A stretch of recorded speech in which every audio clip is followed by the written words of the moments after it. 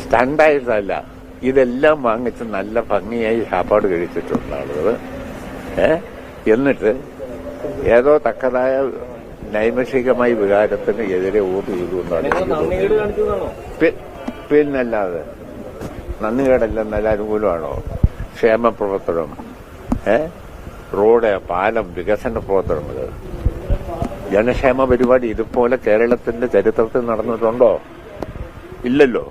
ഇതെല്ലാം വാങ്ങി നല്ല ഭംഗിയായി സാപ്പാട് കഴിച്ചവര് നല്ല ഭംഗിയായി നമുക്കിട്ട് വെച്ചു എന്നാണ് എനിക്ക് തോന്നിയത്. ശബരിമല വിഷയമൊന്നും അല്ലെന്നേ. ശബരിമല വിഷയത്തെ നമ്മളെന്നെ ചെയ്ത് രാഹുൽ മാങ്കൂട്ടം വിഷയം രാഹുൽ മാങ്കൂട്ടം വിശേഷം അതൊന്നും വലിയ വിഷയമൊന്നും ആയില്ല. കേരളത്തിലെ ഇടതുപക്ഷം പ്രാധാന്യത്തോടുകൂടി ഇപ്പോൾ ചർച്ച ചെയ്യുന്ന വിഷയം അപ്രതീക്ഷിതമായ UDF ഉണ്ടായിരിക്കുന്ന മുന്നേറ്റത്തിൽ നമ്മൾ എന്തുകൊണ്ട് തോറ്റു എന്നുള്ളതാണ്. തോൽക്കാൻ ആസ്പദമായിരിക്കുന്ന എന്ത് സംഭവമാണ് ഇവിടെ ഇപ്പോൾ നടക്കുന്നത് എന്നുള്ളത് ഓരോരോ സഖാവും ചോദിക്കുകയും അതിന് വിശദീകരണം കൊടുക്കാൻ പ്രയാസം അനുഭവിക്കുകയും ചെയ്യുന്ന ഒരു സ്ഥിതിയിലേക്കാണ് യഥാർത്ഥത്തിൽ കേരള രാഷ്ട്രീയം ഇപ്പോൾ മാറിയിരിക്കുന്നത്. നമ്മളിപ്പോൾ കണ്ടിരിക്കുന്ന വീഡിയോ, അതിലൊക്കെ ഈ മാർക്സിസ്റ്റ് പാർട്ടിയുടെ നേതാക്കന്മാരുടെ പ്രയോഗങ്ങളും നടപടികളും രീതികളും ആരെയും അത്ഭുതപ്പെടുത്തുന്ന തരത്തിലാണ്. മാത്രവുമല്ല, ഒരു ധിക്കാരപരമായിരിക്കുന്ന ഒരു സ്വഭാവ രീതികൾ ഭരണാധികാരികളുടെ മുഖത്ത് തന്നെ പ്രകടമാണ് എന്നുള്ളത് വ്യക്തമാണ്. ഇപ്പോൾ പറഞ്ഞിരിക്കുന്ന കാര്യം എന്താ? പരമാവധി സഹായങ്ങളൊക്കെ നൽകിയിരിക്കുന്നു, എന്നിട്ടും ആരും വോട്ട് ചെയ്തിട്ടില്ല എന്നുള്ളത്.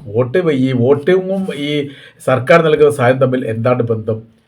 ജനങ്ങൾ നൽകുന്ന നികുതിയുടെ അടിസ്ഥാനത്തിലാണ് സഹായങ്ങളാണെങ്കിലും കാരുണ്യമാണെങ്കിലും ഇനി പെൻഷനുമായിട്ട് ബന്ധപ്പെട്ട കാര്യങ്ങളാണ് എല്ലാം നൽകുന്നത്. ആരുടെയും പോക്കറ്റിൽ നിന്ന് എടുത്തു തരുന്ന പണമേ അല്ല. അങ്ങനെ ആ സമയത്ത് സർക്കാർ നൽകുന്ന ഈ സഹായ കാര്യങ്ങളൊക്കെ ഒരു പാർട്ടിയുടെ ഭാഗമായിട്ട് അവർക്ക് വോട്ട് ചെയ്യാൻ വേണ്ടിയിട്ട് നൽകുന്ന പ്രതിഫലമായിട്ട് കാണണം എന്നാണ് ഇതിൻ്റെ അടിസ്ഥാനം.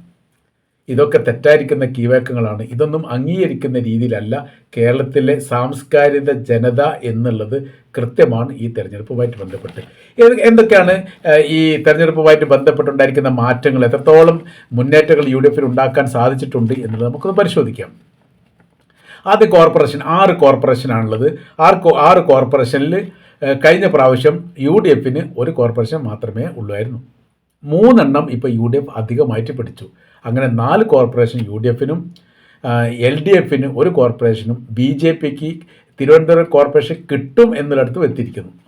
പക്ഷേ സ്വതന്ത്ര സ്ഥാനാർത്ഥികളൊക്കെ പിന്തുണ നൽകി കഴിഞ്ഞാലും ഒരു തെരഞ്ഞെടുപ്പ് കൂടെ വരാൻ ബാക്കിയുണ്ട്. ആ തെരഞ്ഞെടുപ്പിൽ UDF ഏതെങ്കിലും കക്ഷികൾ വിജയിക്കുകയും ചെയ്താൽ UDFും LDFും തമ്മിൽ സംയുക്തമായ രീതിയിൽ 51 സീറ്റും BJPക്ക് 50 സീറ്റുമായിട്ട് ചുരുങ്ങുകയും ഭരണം മുന്നണി അടിസ്ഥാനത്തിൽ LDFും UDFും സംയുക്തമായി ഉണ്ടാവാൻ സാധ്യതയും വിലയിരുത്തുന്നു. ജില്ലാ പഞ്ചായത്തിൽ നോക്കുന്ന സമയത്ത് 14 ജില്ലാ പഞ്ചായത്ത് UDF കഴിഞ്ഞ പ്രാവശ്യം ഉണ്ടായിരുന്നത് 4, UDF കഴിഞ്ഞ പ്രാവശ്യത്തിൻ്റെ അപേക്ഷിച്ച് 4 പഞ്ചായത്ത് അധികം കിട്ടി. 3 എണ്ണമായിരുന്നു കഴിഞ്ഞ പ്രാവശ്യം ഉണ്ടായിരുന്നത്. അപ്പോൾ UDF 7 എണ്ണായി, LDF 7 എണ്ണായി. NDAക്ക് ജില്ലാ പഞ്ചായത്തുമായിട്ട് ബന്ധപ്പെട്ട് സീറ്റല്ല ജില്ലാ പഞ്ചായത്ത് കിട്ടിയിട്ടില്ല. ഇനി മുനിസിപ്പാലിറ്റി കഴിഞ്ഞ പ്രാവശ്യത്തിന് അപേക്ഷിച്ച് 13 എണ്ണം UDF അധികം കിട്ടി. അതൊരു വലിയ മാറ്റവും വലിയൊരു വിപ്ലവമാണ്. മുനിസിപ്പാലിറ്റി ഒക്കെ പറയുന്ന സമയത്ത് സാധാരണക്കാരുടെ വോട്ടവകാശം വിനിയോഗിക്കപ്പെടുന്ന സമയത്താണെന്ന് പറയുമ്പോൾ ജനങ്ങൾ, സാധാരണക്കാർ UDFനോടൊപ്പം ചേർന്ന് നിൽക്കുന്നു എന്നതിൻ്റെ ഏറ്റവും വലിയ ഉദാഹരണമായിട്ടാണ് മുനിസിപ്പാലിറ്റി തെരഞ്ഞെടുപ്പിനെ സാധാരണ കാണാറുള്ളത്. മൊത്തം മുനിസിപ്പാലിറ്റി 86 എണ്ണമാണ്. അതിൽ UDF 54 എണ്ണം നേടി.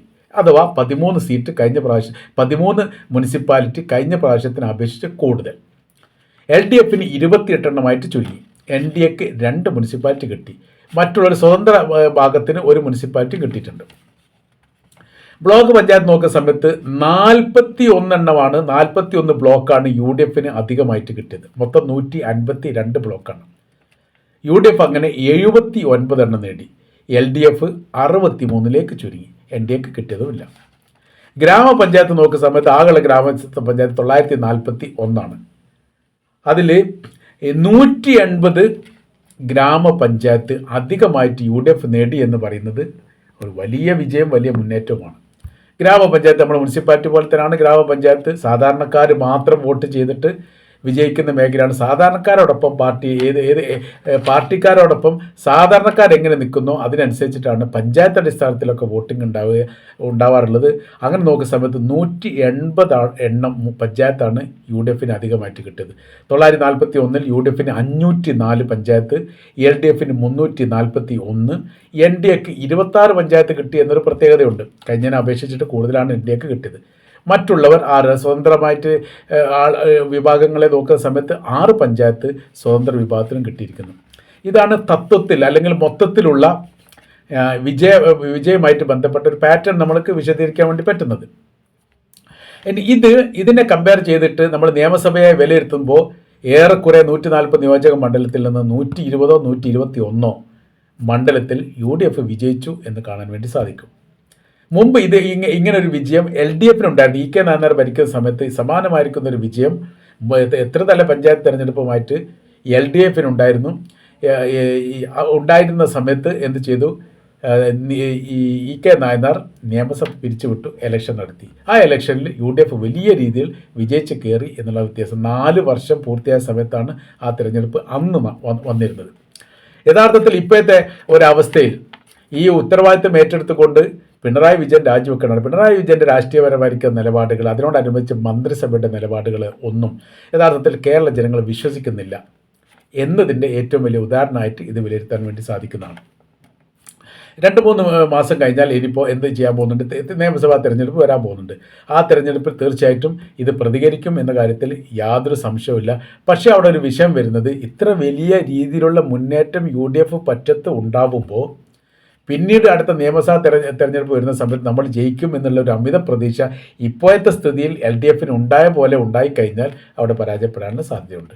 വലിയ രീതിയിലുള്ള ഒരു വിജയം ത്രിതല പഞ്ചായത്തിൽ ഒരു പാർട്ടിക്ക് ഉണ്ടാകുന്നതും അല്ലെങ്കിൽ ഒരു മുന്നണിക്ക് ഉണ്ടാകുന്നതും തൊട്ടടുത്ത തെരഞ്ഞെടുപ്പുമായിട്ട് ബന്ധപ്പെട്ട് കമ്പയർ ചെയ്യുന്ന സമയത്ത് അത് ഉചിതമല്ല എന്ന അഭിപ്രായം രാഷ്ട്രീയപരമായിട്ട് പറയാൻ വേണ്ടി സാധിക്കുന്നതാണ്.